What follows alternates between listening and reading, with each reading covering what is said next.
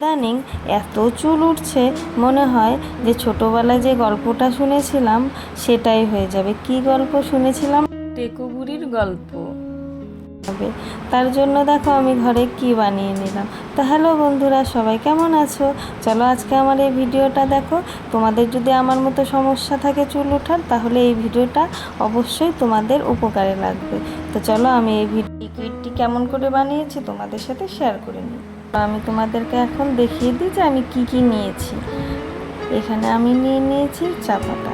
তো পরিমাণ মতো চা পাতা নিয়েছি, 1 চামচ চা পাতা নিয়েছি, আর নিয়েছি টিসি।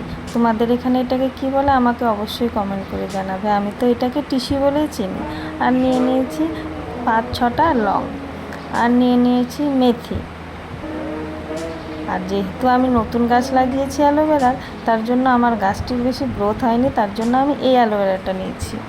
তোমাদের কাছে যদি অ্যালোভেরা জেল থাকে, তোমরা সেই জেলটাও এখানে ইউজ করতে পারো। আর আমি নিয়েছি 1 গ্লাস জল। 1 গ্লাস জলের সাথে এগুলোকে ফুটিয়ে নিয়ে আধা গ্লাস করে নিতে হবে। চলো তাহলে এখন আমি এগুলোকে ফুটিয়ে নিই। আর অ্যালোভেরাটা এখন দেব না, শেষের দিকে অ্যালোভেরাটা যখন এই জলটা ঠান্ডা হয়ে যাবে তখন দেব আমি। দেখো আমি ফুটিয়ে আদা করে নিয়েছি। এটাকে আমি ভালো করে এখন এই লিকুইডটিকে আমি ভালো করে বের করে নিব। আর যে যা শ্যাম্পু ইউজ করো, এখানে 1 চামচের মতো শ্যাম্পু দিয়ে ভালো করে মিশিয়ে নিতে হবে। শ্যাম্পু দিয়ে ভালো করে মেশানো হয়ে গেল, ওই অ্যালোভেরা জেলটা আমাকে এখানে মিক্স করে নিতে হবে। তো আমি যে অ্যালোভেরা জেলটাও এখানে মিক্স করে নিচ্ছি।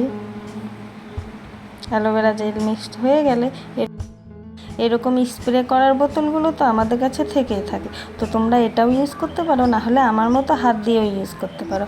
আমি তো এটাকে হাত দিয়ে প্রথমে ভালো করে স্ক্যাল্পে লাগিয়ে নিয়েছি, তারপরে আমি চুলে লাগিয়ে নিয়েছি ভালো করে। তো আমি ধীরে ধীরে পুরো স্ক্যাল্পে চুলে লাগিয়ে নিয়েছি। তো এটাকে 15 থেকে 20 মিনিট রাখতে হবে, তারপরে ভালো করে ওয়াশ করে নেবে।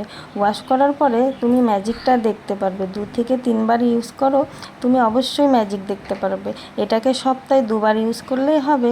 আমার যেহেতু এত চুল উঠছিল, আমি মাকে ফোন করে বলি, তো মা আমাকে বলেছিল যে এটা ইউজ করতে। তো আমি ভাবলাম তোমাদের সাথে শেয়ার করা যাক। যদি আমার ভিডিওটা ভালো লাগে অবশ্যই আমার পাশে থাকবে। আর